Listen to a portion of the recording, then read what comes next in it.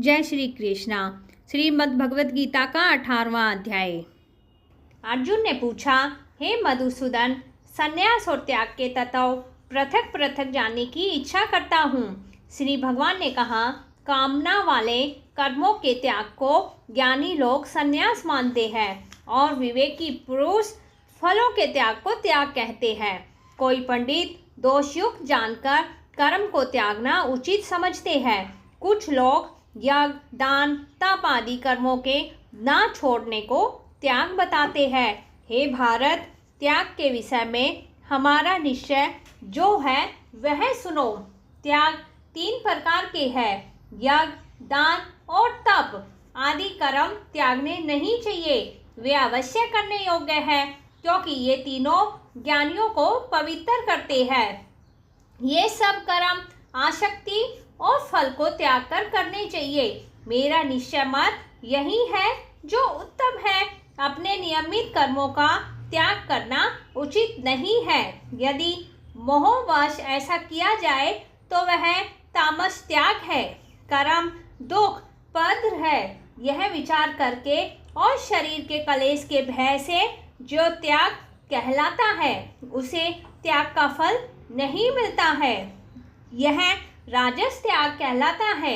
हे अर्जुन, अपना कर्म अवश्य करने योग्य है।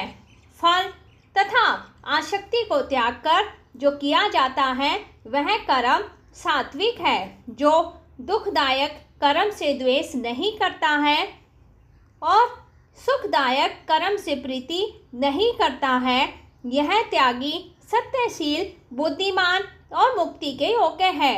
देहधारी संपूर्ण कर्मों का त्याग नहीं कर सकता है। कर्म फल त्याग कर कर्म करने वाला त्यागी है। कर्म फल 3 प्रकार के होते हैं, अनिष्ट, इष्ट और मित्र। जो त्याग नहीं करते हैं उनको यह मरने के बाद मिलते हैं, योगियों को कभी नहीं मिलते हैं। शरीर, वाणी, मन से भला या बुरा जो काम आरंभ किया जाता है उसके 5 कारण हैं। ऐसा होने से भी जो केवल आत्मा को ही करता जानता है वह दुर्मति कुछ नहीं जानता। जिसको यह अहंकार नहीं कि मैं करता हूँ और जिसकी बुद्धि कर्मों से विलुप्त नहीं है, वह मनुष्य प्राणियों को मार कर भी उनको नहीं मारता है और उनमें नहीं बनता। ज्ञान, श्रेय और ज्ञाता ये तीनों ही कर्म के साधन हैं। सांख्य शास्त्र में ज्ञान, कर्म और कर्ता ये सात्वादिक गुणों के भेद 3 प्रकार के हैं। इनको भी सुनो। जो सब भिन्न भिन्न प्राणियों में अविनाशी अविभक्त सत्ता को देखता है वह ज्ञान सात्विक कहलाता है। जिस ज्ञान से प्राणियों में नाना प्रकार की स्थाएं दिखाई जाती है उनको राजन ज्ञान जानो। ऐसा ज्ञान जिसमें बिन कारण तथा तत्वार्थ के जाने एक ही कार्य में लगा रहे अल्प और तामस है। फल की इच्छा ना करके जो नियत किया जाता है सात्विक है। जो फल की इच्छा से और अहंकार से बड़े यत्न से किया जाता है वह कर्म राजस है। जो कर्म परिणाम, धन का खर्च और दूसरों की पीड़ा और अपना पुरुषार्थ ना जानकर मोहवश किया जाता है वह तामस कर्म कहलाता है। संग में रहित अहंकार, धैर्य और उत्साह युक्त सिद्ध और असिद्ध में समान जो रहता है वह सात्विक है। रोग मुक्त, फल का इच्छुक, लोभी, अहिंसक, अपवित्रता, हर्ष, शोक से युक्त राजस कर्ता कहलाता है। चंचल चित्त वाला नीच, मूर्ख, दूसरों की बुराई करने वाला, आलसी, विवादी और दीर्घसूत्री और तामस कर्ता कहलाता है। हे धनंजय, गुणों की तरह बुद्धि और धैर्य के भी 3 भेद हैं। उनका विस्तार से कहता हूँ, सुनो।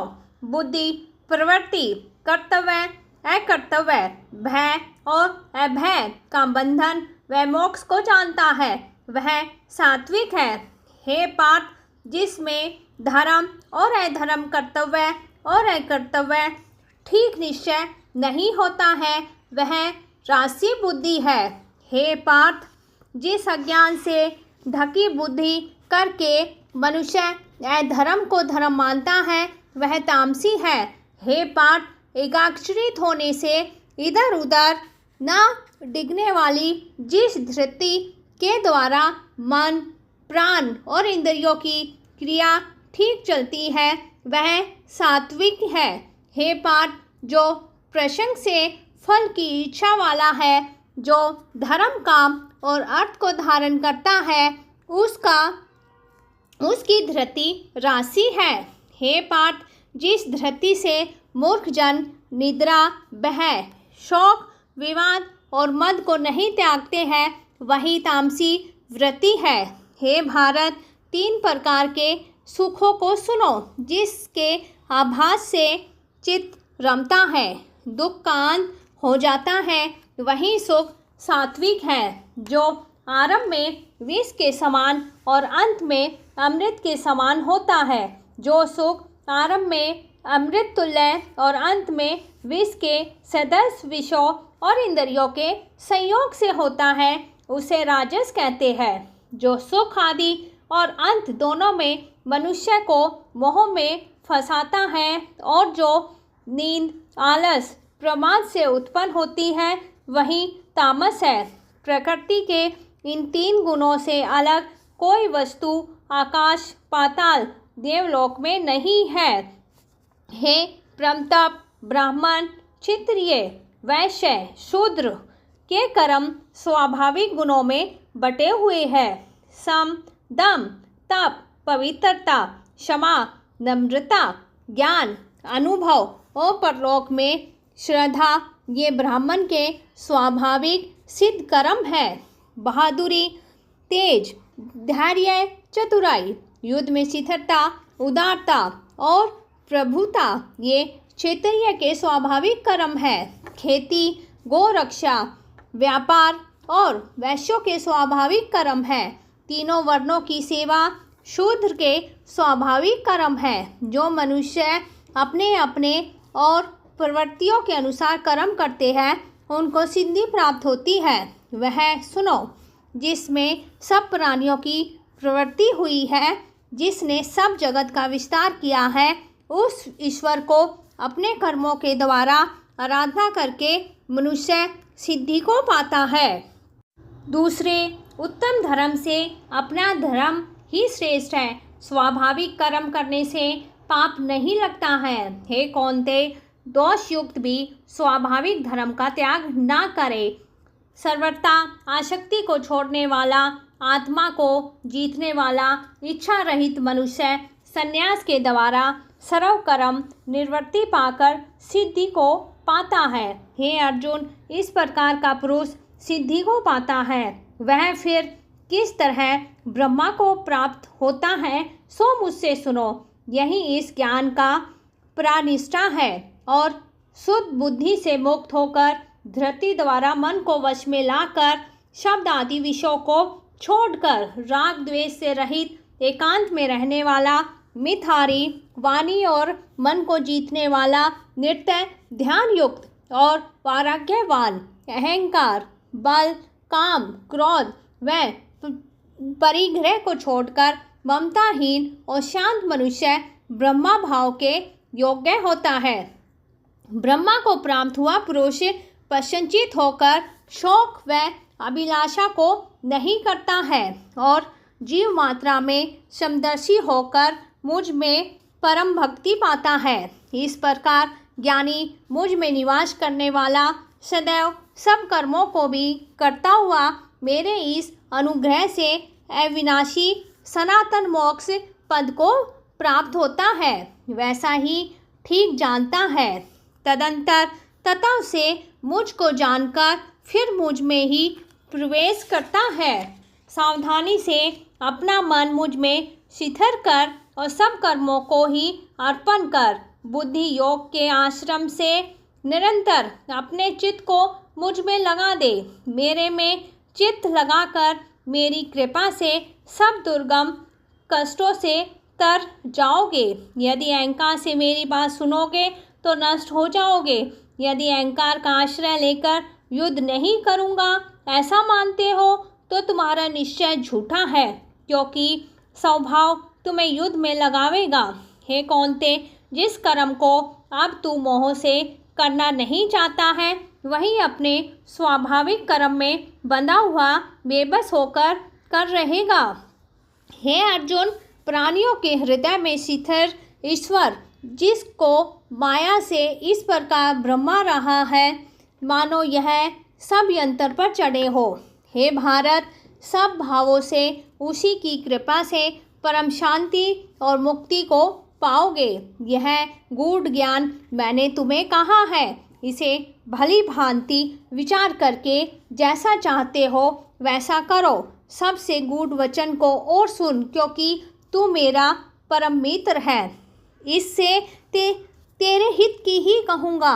मेरे में मन लगाओ, मेरे भक्त हो तो मेरा यज्ञ करो, मुझे ही नमस्कार करो। इस प्रकार मुझे पाओगे, यह मैं सत्य प्रतिज्ञा करता हूँ, क्योंकि तुम मेरे मित्र हो। सब धर्मों को छोड़कर केवल मेरी शरण में आओ, मैं तुम्हें अपने पापों से छुड़ा दूंगा। सोच ना करो, यह मेरा रहस्य। ऐसे पुरुष से जो मेरा तप ना करता हो, मेरा भक्त ना हो, सेवक ना हो और मेरा निंदक ना हो, कभी ना कहना चाहिए। जो इस प्रकार परम गुप्त ज्ञान को मेरे भक्तों में प्रकट करेगा वह मेरी परम भक्ति को पाकर अंत में निश्चय ही मुझ में लीन हो जाएगा। इससे अधिक मेरे लिए प्यारा काम करने वाले मनुष्यों में दूसरा कोई नहीं होगा। इससे बढ़कर मुझसे कोई प्यारा भी नहीं होगा। हमारे इस धर्म संवाद को जो कोई पढ़ेगा मैं समझ लूँगा कि उसने ज्ञान और यज्ञ में मेरी पूजा की। जो श्रद्धावान पुरुष दोष ढूंढे बिना इसको सुनेगा वह भी मुक्त होकर पुण्य आत्माओं को मिलने वाले शुभ लोकों को प्राप्त होगा। हे पार्थ, तुमने एकाग्रचित्त से इस मेरे कहे हुए उपदेश को सुना या नहीं?